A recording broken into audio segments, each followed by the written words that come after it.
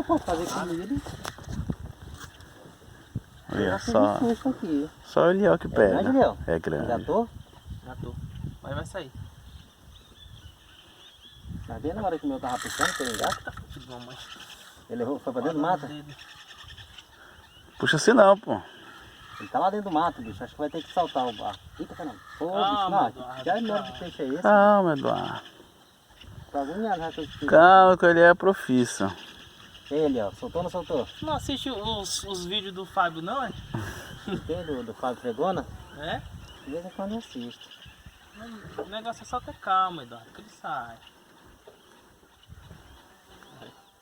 Eu acho, né?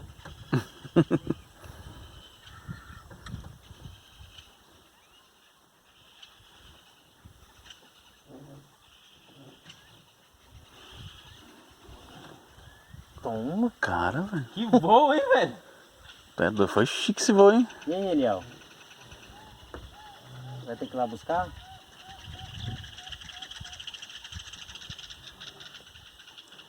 Ele se meteu dentro do mato mesmo ali, cara. Ele fez a curva, né?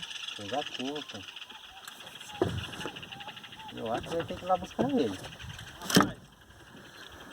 Calma aí. Tá puxando aqui?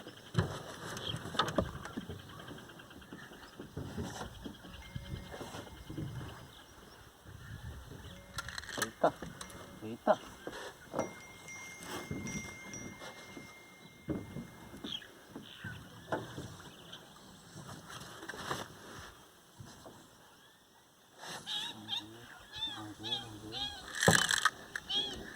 Soltou aqui, ó.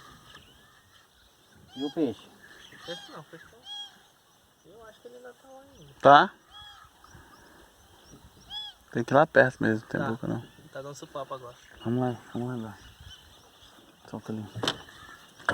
Sim, vou ter que enrolar uma vara aqui. E a outra eu vou ter que levar.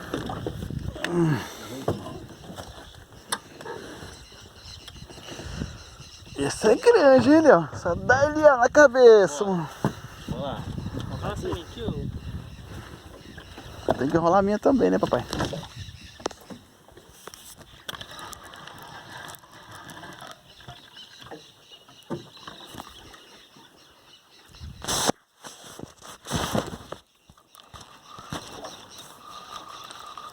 Então já pegar ele bem aqui, Tá pertinho.